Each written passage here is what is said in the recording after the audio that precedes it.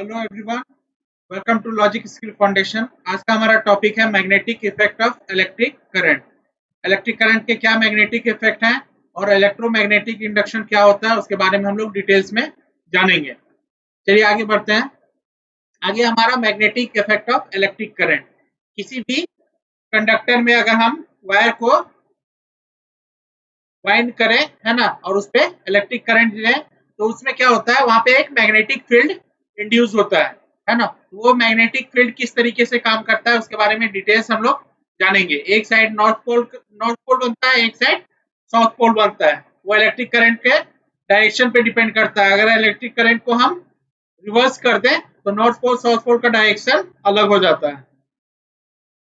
इसके बाद हम लोग जानते हैं मैग्नेट। मैग्नेट क्या होता है, कोई भी ऐसा सब्सटेंस जो छोटे से छोटा आयरन का पार्ट्स हो उसको अट्रैक्ट करता हो, वो मैग्नेट कहलाता है।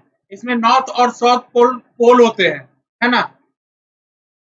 किसी मैग्नेट को हम अगर एक फ्रीली सस्पेंड कर दें, है ना, किसी चीज को अगर उसको हम किसी तरह के रस्सी से या किसी से हम ये फ्रीली छोड़ दें, वो नॉर्थ और साउथ डायरेक्शन में पॉइंट करता है ना। नेचुरल अकरिंग कोई भी आयरन कोर हो, जैसे लोडस्टोन, मैग्नेटाइट, ये सब भी मैग्नेट के तौर पे काम करते हैं, पर वो वीक मैग्नेट होते हैं।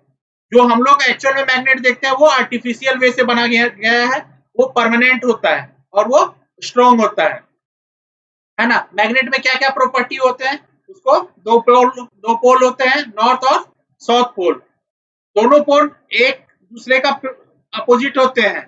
अगर सेम पोल रहे, मतलब नॉर्थ नॉर्थ रहे तो वो रिपेल करेगा, और वही नॉर्थ और साउथ एक दूसरा अपोजिट पोल रहेगा तो एक दूसरे को अट्रैक्ट करते हैं। मैग्नेट को हम किसी भी टुकड़े में तोड़ दें, वो ऑटोमेटिक हमेशा नॉर्थ और साउथ पोल में ही ये चीज होगा।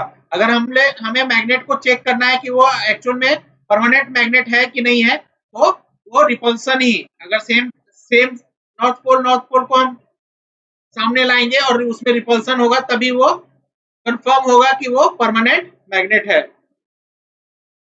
अब हम आगे पढ़ते हैं मैग्नेटिक फील्ड क्या होता है और मैग्नेटिक फील्ड लाइन क्या होता है।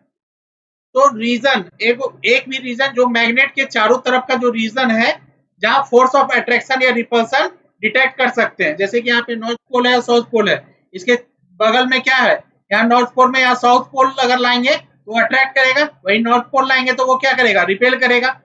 सेम कंडीशन यहाँ पे भी है, साउथ पोल है, अगर नॉर्थ पोल को लाएंगे तो वो अट्रैक्ट करेगा और साउथ पोल को लाएंगे तो रिपेल करेगा। जो मैग्नेटिक फील्ड होता है मैग्नेट के चारों तरफ, उसको डिटेक्ट करने के लिए मैग्नेटिक कंपास होता है। मैग्नेटिक कंपास के थ्रू हम नॉर्थ पोल और साउथ पोल डिटेक्ट कर सकते हैं। किसी भी मैग्नेट में देखिए मैग्नेटिक लाइंस ऐसे करके है, जहां पे भी पोल रहता है वहां पे उसका पावर ज्यादा होता है, मतलब मैग्नेटिक फील्ड भी ज्यादा होता है। जैसे जैसे वो दूरी होते जाता है, वैसे वैसे उसका मैग्नेटिक फील्ड कमजोर होता है और वो कम होता है। तो दोनों पोल के सामने, जैसे कि हम लोग यहाँ पे देख रहे हैं, दोनों पोल नॉर्थ पोल और साउथ पोल के पास बहुत सारा मैग्नेटिक फील्ड है। Magnetic field line, magnetic field line क्या होता है, वो रास्ता पाथ, है ना, जिसके थ्रू मैग्नेट नॉर्थ पोल की ओर मूव करता है। अगर उसमें मैग्नेटिक कंपास हम उसके अगल बगल में लाएं तो वो नॉर्थ पोल की ओर मूव करेगा। मैग्नेटिक फील्ड लाइंस क्या होता है, अराउंड ए मैग्नेट, वो उसको अगर हमको ऑब्जर्व करना है तो स्प्रिंकलिंग आयरन, आयरन का फाइलिंग जो होता है वो मैग्नेट के चारों तरफ हम रखेंगे, है ना। उससे क्या ऑब्जर्व होगा कि मैग्नेटिक कंपास जो है वो इमर्ज करेगा नॉर्थ पोल और साउथ पोल में, है ना। किसी चीज को मैनेज कर, अगर हमको ये डिटेक्ट करना है तो मैग्नेटिक फील्ड लाइंस इमर्ज करता है नॉर्थ पोल और साउथ पोल में। मैग्नेटिक पोल फील्ड लाइन जो होता है वो पोल के पास ज्यादा होता है ना। और जो मैग्नेटिक फील्ड लाइंस होता है वो एक दूसरे को इंटरसेक्ट नहीं करता, मतलब एक दूसरे को के ऊपर ऐसा नहीं होता है। जैसे कि यहाँ पे नॉर्थ पोल में देख रहे हैं, नॉर्थ पोल और साउथ पोल, यहाँ पे मैग्नेटिक फील्ड लाइन ज्यादा है ना। ऐसा नहीं होगा कि मैग्नेटिक फील्ड लाइन आपका एक दूसरे को इंटरसेक्ट कर रहा है, इंटरसेक्ट कर रहा है मतलब एक दूसरे को क्रॉस कर रहा हो, वैसा नहीं होता है। अब हम आगे जानते हैं magnetic field due to current carrying conductor. एक कंडक्टर है जिसके जो करंट कैरी कर रहा है, उसके चारों तरफ कैसा मैग्नेटिक फील्ड बनेगा उसके बारे में जानते हैं। एक मैग्नेटिक कंपास है ना, उसे हम कंडक्टर के पास लाएं जो करंट कैरी कर रहा है ना, तो नीडल डिफ्लेक्ट करेगा, नीडल डिफ्लेक्ट करेगा तो उसका मतलब है कि उस वो करंट कैरिंग कंडक्टर है, उसके पास उसके चारों तरफ मैग्नेटिक फील्ड लाइन है ना। अगर डायरेक्शन ऑफ करंट, अगर करंट का डायरेक्शन नॉर्थ से साउथ है तो डिफ्लेक्शन मैग्नेटिक फील्ड नीडल जो डिफ्लेक्शन दिखाएगा वो टुवर्ड्स ईस्ट दिखाएगा, जैसा कि यहाँ पे फिगर में दिखा रहा है ना, कि करंट अगर नॉर्थ साइड से साउथ तरफ जा रहा है तो मैग्नेटिक नीडल कितना कंपास दिखा रहा है, वो ईस्ट की तरफ दिखा रहा है। वही सेम अगर डायरेक्शन ऑफ करंट जो है वो साउथ से नॉर्थ की ओर है तो कंपास आपका डिफ्लेक्शन किधर दिखाएगा, वेस्ट की तरफ। मैग्नेटिक फील्ड जो रहता है करंट कैरिंग कंडक्टर का, है ना, वो कंसेंट्रिक सर्कल में दिखाता है, जैसा कि यहाँ पे कंसेंट्रिक सर्कल में दिखा रहा है ना, इस टाइप का, जैसे यहाँ पे पोल है इस टाइप का कंसेंट्रिक सर्कल में दिखाता है। कोई भी अगर करंट कैरिंग कंडक्टर है ना, उसको पे मैग्नेटिक फील्ड रहेगा। अगर उस पे हम आयरन का बुरादा, है ना, जैसे होता है लोहे का छोटा छोटा कण, अगर हम उसके तरफ चारों तरफ ये छिड़क दें तो वो आयरन का बुरादा एक कंसेंट्रिक सर्कल में अरेंज हो जाता है, जैसे कि यहाँ पे दिखा रहा है, आपको इस फिगर में देख सकते हैं, है ना। करंट कैरिंग कंडक्टर है, यहाँ पे अगर हम आयरन का छोटा छोटा टुकड़ा को भी ऐसे करके ये कर देंगे तो वो अरेंज हो जाएगा एक कंसेंट्रिक सर्कल में। नेक्स्ट है हमारा राइट हैंड थंब रूल। ये हमें राइट हैंड थंब रूल किस चीज को देता है, direction of magnetic field around conductor, है ना। मैग्नेटिक फील्ड का डायरेक्शन क्या है वो राइट हैंड थंब रूल से जान सकते हैं। ये स्टेट करता है, if A current carrying conductor is held in right hand such that thumb points the direction of current, मतलब अगर करंट कैरिंग कंडक्टर को राइट हैंड में होल्ड करके रखें तो थंब जो है वो डायरेक्शन दिखाएगा करंट का, है ना, और जो फिंगर रैप किया हुआ है, फिंगर जो रुका ये मुड़ा हुआ है वो हमारा दिखाएगा डायरेक्शन ऑफ मैग्नेटिक फील्ड का। मतलब इस टाइप से अगर करंट यहाँ से कैरी कर ये पास हो रहा है, अगर हम अंगूठा हमारा जिस डायरेक्शन में करंट फ्लो हो रहा है उसको दिखाएगा, ये जो बाकी चारों उंगली जो मुड़ा हुआ है वो हमारा मैग्नेटिक फील्ड का डायरेक्शन को दिखाएगा। नेक्स्ट है हमारा magnetic field due to current in circular रूप। अगर सर्कुलर रूप में करंट जा रहा है तो मैग्नेटिक फील्ड कैसा होगा उसके बारे में अगर करंट कोई सर्कुलर कंडक्टर या लूप के थ्रू पास होगा तो मैग्नेटिक फील्ड क्या होगा, एक कंसंट्रेटिक सर्कल उसके चारों तरफ कंडक्टर के चारों तरफ बनाएगा, है ना। जैसे जैसे कंसंट्रेटिक मैग्नेटिक फील्ड दूर चला जाएगा वहां पे बीच में वो स्ट्रेट लाइन फॉर्म कर जाता है।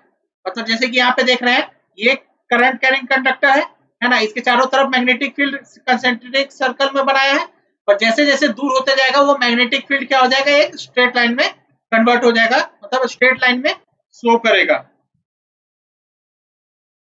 नेक्स्ट है हमारा magnetic field due to current in solenoid. एक सोलेनॉइड में करंट जा रहा है तो उसमें मैग्नेटिक फील्ड कैसे शो करेगा उसके बारे में हम लोग जानते हैं। सोलेनॉइड क्या होता है, एक सर्कुलर कॉइल ऑफ वायर, जैसे कि यहाँ पे देख रहे हैं सर्कुलर कॉइल है वायर का, है ना, इन द शेप ऑफ कैसा सिलेंडर जैसा दिखने लायक है ना। जब इसके थ्रू करंट फ्लो होता है वो बिहेव करता है कैसे, बार मैग्नेट की तरह, है ना। इसका दोनों पोल, दोनों साइड, दोनों सीधा जो लास्ट का एंड है वो नॉर्थ पोल और साउथ पोल मैग्नेट की तरह काम करता है ना। और मैग्नेटिक फील्ड का जो फील्ड प्रोड्यूस हो रहा है सोलेनॉइड में वो सिमिलर रहेगा जैसा मैग्नेटिक फील्ड एक बार मैग्नेट में प्रोड्यूस होता है ना। और जो मैग्नेटिक फील्ड का स्ट्रेंथ रहेगा वो डिपेंड करेगा किस किस चीज पे, कितना करंट जा रहा है ना, स्ट्रेंथ है कितना करंट का स्ट्रेंथ है, और कितना नंबर ऑफ टर्न्स है कॉइल में, कितना नंबर ऑफ टर्न्स है तार का, उस पर डिपेंड करेगा, है ना। और वही अगर करंट का हम डायरेक्शन को चेंज कर देंगे तो नॉर्थ पोल और साउथ पोल का भी डायरेक्शन चेंज हो जाएगा। नेक्स्ट है हमारा इलेक्ट्रोमैग्नेट। एक स्ट्रॉन्ग मैग्नेटिक फील्ड एक सोलेनॉइड के अंदर में है ना, वो किसी सॉफ्ट आयरन को मैग्नेट के तौर पे काम करने के लिए मैग्नेटाइज कर सकता है। मतलब जैसे कि अगर ये कॉइल है ना, ये कॉइल में जब करंट पास होगा तो क्या होगा, ये मैग्नेटिक फील्ड की तरह काम करेगा। पर इसी के अंदर में अगर हम एक सॉफ्ट आयरन आयरन है ना वो डाल देंगे तो वो भी एक मैग्नेट की तरह काम करेगा, है ना। और वो सॉफ्ट आयरन भी एक मैग्नेट की तरह काम करेगा और उसमें भी मैग्नेटिक मटेरियल टाइप का ये चीज हो जाएगा। जैसे कि यहाँ पे एग्जांपल पे देख रहे हैं, है ना, एक नेल है, एक लोहे का काटी है, उसके चारों तरफ कॉइल को ये किया है, बेंड किया गया है। अगर इसमें हम बैटरी से करंट देंगे तो ये एक मैग्नेट, ये तो खुद मैग्नेट की तरह काम कर ही रहा है, पर इसके जो कंडक्टर है ये सॉफ्ट आयरन कोर है, ये भी एक मैग्नेट की तरह काम करेगा। तो सॉफ्ट आयरन जो एक सोलेनॉइड या कॉइल के बीच में अगर डाला जाता है तो वो भी मैग्नेट की तरह काम करता है। उस टाइप के मैग्नेट को क्या बोलते हैं हम, इलेक्ट्रोमैग्नेट। नेक्स्ट है हमारा force on conductor carrying current in the magnetic field. एक कंडक्टर जो करंट कैरी कर रहा है ना, और उसको मैग्नेटिक फील्ड में रखेंगे तो उसमें कैसा फोर्स अप्लाई होगा और या कैसा फोर्स वो फील करेगा, उसके बारे में हम लोग जानते हैं। इसमें एम्पियर सजेस्ट किया है कि एक करंट कैरिंग कंडक्टर रहेगा, उसको वो अपने चारों तरफ मैग्नेटिक फील्ड जनरेट करेगा, है ना। और उसे जब हम मैग्नेट के पास लेके जाते हैं तो मैग्नेट का जो मैग्नेटिक फील्ड है वो करंट कैरिंग कंडक्टर का मैग्नेटिक फील्ड को फोर्स की तरह धक्का देगा या फिर उससे उसके अपोजिट काम करेगा।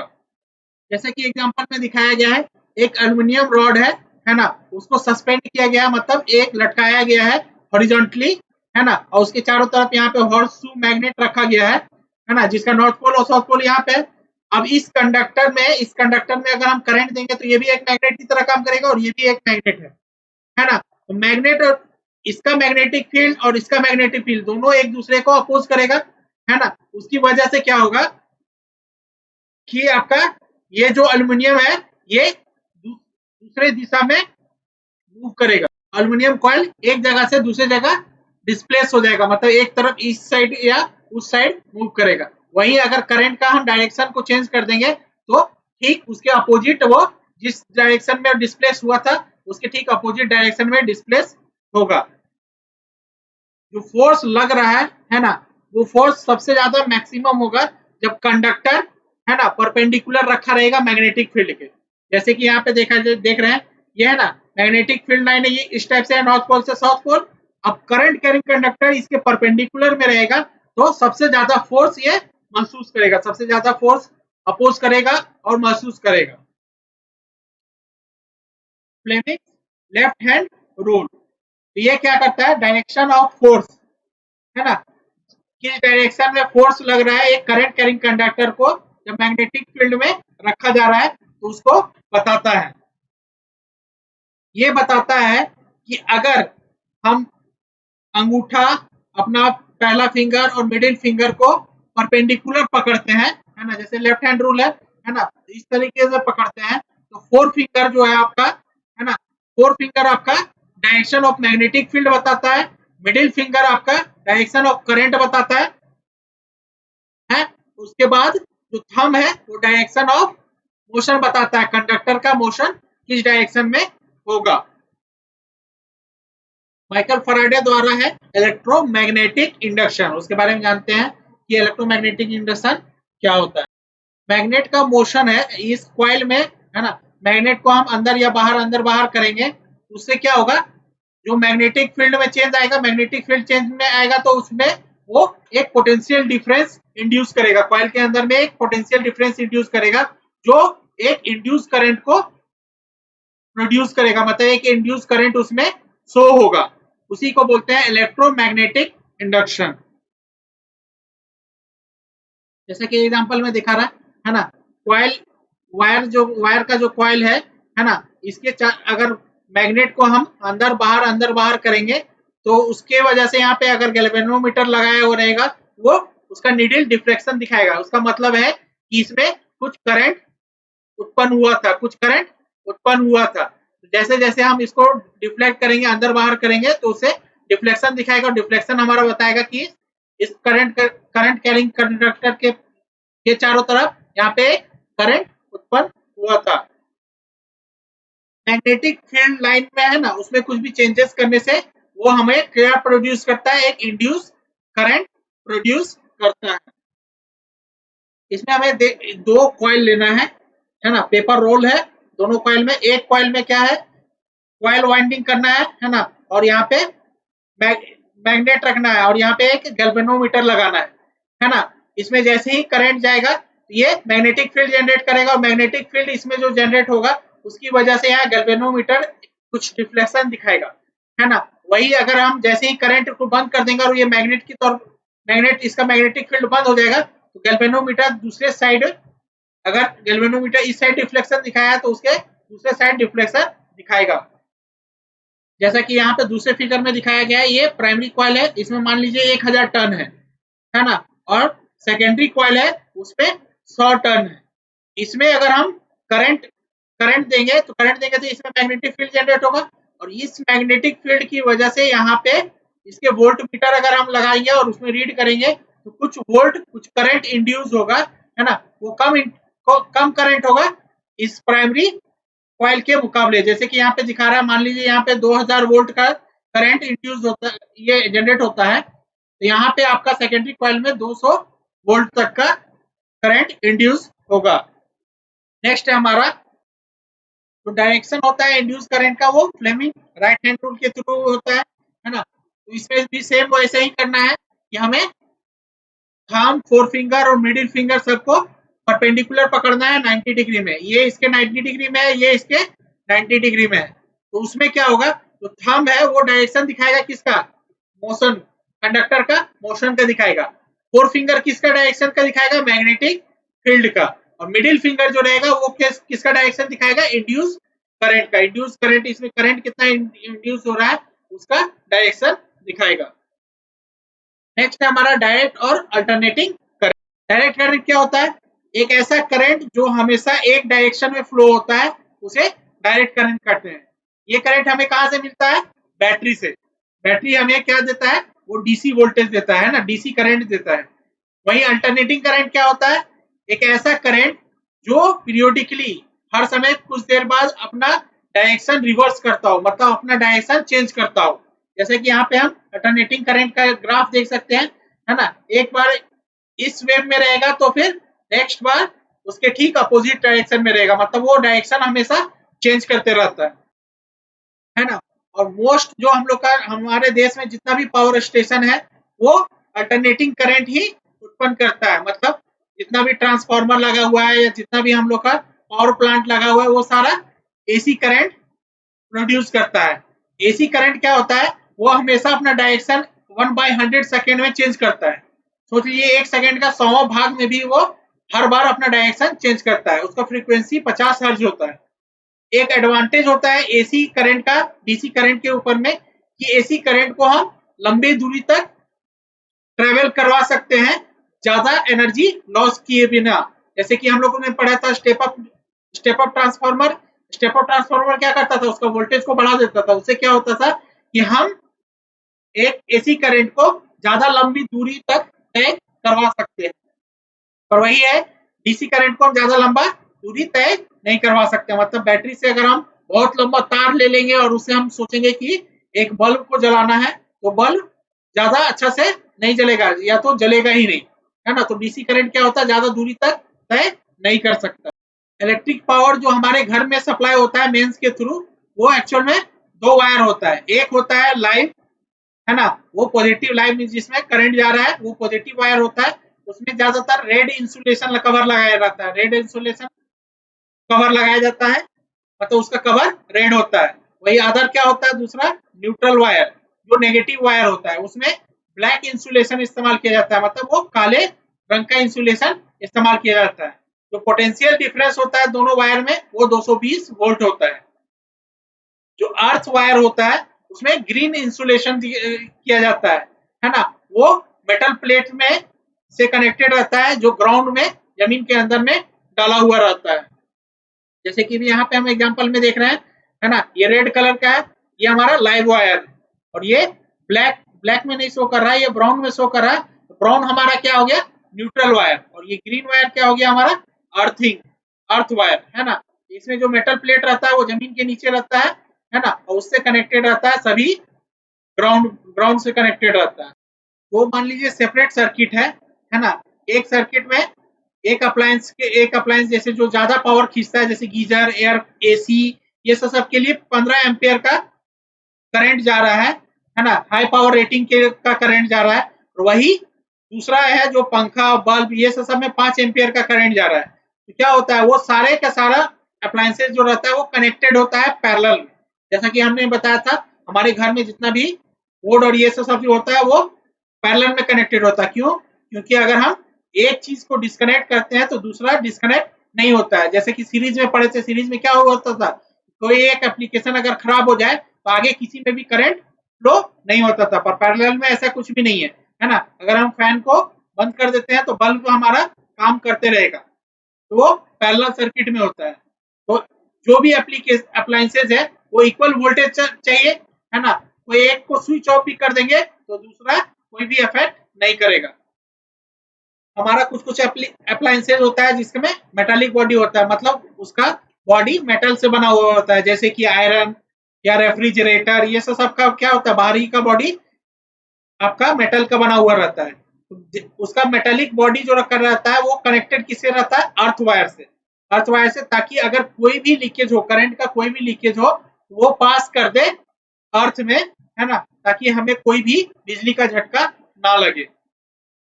नेक्स्ट है हमारा इलेक्ट्रिक फ्यूज।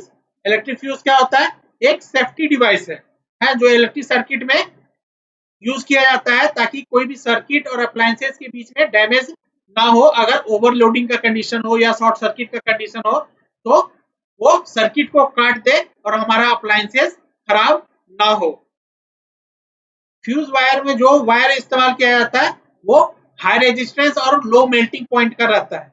अगर उसके थ्रू ज्यादा करंट, है ना, बहुत ज्यादा करंट या ओवरलोड की वजह से या शॉर्ट सर्किट की वजह से ज्यादा करंट उसमें फ्लो होता है, वो फ्यूज वायर पतला होता है, वो मेल्ट कर जाता है और सर्किट को ब्रेक कर देता है। फ्यूज वायर जो भी होता है वो मेटल का बना हुआ रहता है, या तो अलॉय ऑफ मेटल जैसे लीड, टीन, एल्यूमिनियम या कॉपर का, है ना। फ्यूज वायर कनेक्टेड रहता है किसके साथ, इन सीरीज, लाइव वायर के साथ सीरीज में कनेक्टेड रहता है। मान लीजिए हमें ओवरलोडिंग होता है। ओवरलोडिंग क्या होता है, ओवरलोडिंग होता है जब हमारा वोल्टेज बहुत ज्यादा बढ़ जाता है। मतलब मान लीजिए शॉर्ट सर्किट होता है तो उसमें क्या होता है, लाइव वायर और न्यूट्रल वायर एक दूसरे के संपर्क में आ जाता है ना। उसकी वजह से बहुत ज्यादा वोल्टेज आने लगता है। या एक ही बहुत सारे अप्लायंसेस, बहुत सारा चीज एक सिंगल सॉकेट से जा रहा है ना। तो सिंगल सॉकेट से जा रहा है तो उसमें क्या होता है, तार आपका ओवरहीट करने लगता है। ओवरहीट करने लगता है, उसकी वजह से वो सर्किट को भी डैमेज कर सकता है और अप्लायंसेस को भी डैमेज कर सकता है। शॉर्ट सर्किट कब होता है, जब वो लाइव वायर और न्यूट्रल वायर कांटेक्ट में आता है, करंट के कांटेक्ट में आता है, तो क्या होता है, सडनली करंट जो रहता है उस सर्किट में बहुत ज्यादा बढ़ जाता है और सडन इंक्रीज की वजह से, करंट की वजह से स्पार्क लग सकता है या फायर, आग लग सकता है, जो हमारे सर्किट को भी नुकसान पहुंचा सकता है, जो अप्लायंसेस जो उस सर्किट से कनेक्टेड है उसको भी डैमेज कर सकता है। चलिए आज हम लोग क्या क्या पढ़े, इलेक्ट्रिक फ्यूज के बारे में पढ़े, है ना। Right hand rule, left hand rule, कोई अगर मैग्नेट है तो उसका मैग्नेटिक फील्ड कहाँ होता है, अगर कोई करंट कैरिंग कंडक्टर है तो उसका मैग्नेटिक फील्ड कैसे कैसे काम करता है, उसके बारे में हम लोग सीखे हैं। नेक्स्ट क्लास में हम लोग कुछ दूसरा चीज और कुछ नया चीज सीखेंगे। आज के लिए इतना ही। Thank you.